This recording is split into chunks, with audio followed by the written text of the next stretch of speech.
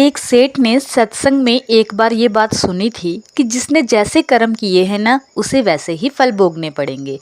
ये सुनकर सेठ को बहुत ही क्रोध आया और वह संत जी के पास गया और बोला, अगर कर्मों के फल भोगने ही पड़ेंगे तो सत्संग में आने की क्या आवश्यकता है। संत जी ने एक ईंट की तरफ इशारा करके कहा कि इस ईंट को छत पर ले जाओ और मेरे सर पर फेंक दो। ये सुनकर सेठ बोला, संत जी इससे तो आपको चोट लग जाएगी, दर्द होगी, खून बहेगा। फिर संत ने उसे उसी ईंट के बाहर की रुई का गट्ठा बांध कर दिया और कहा, जाओ इसे फेंको, क्या इससे भी मुझे चोट लगेगी। सेठ बोला, नहीं तो। संत जी ने कहा, बेटा ऐसे ही सत्संग में आने से इंसान को अपने कर्मों का बोझ हल्का लगने लगता है। उसे पता ही नहीं चलता कि भार उतना है और मुझे कष्ट क्यों नहीं हुआ, और वह हर दुख, दर्द और तकलीफ से परमात्मा को पा लेता है। परमात्मा की दया से समझ में ही नहीं आता कि बड़े प्यार से वह रह लेता है।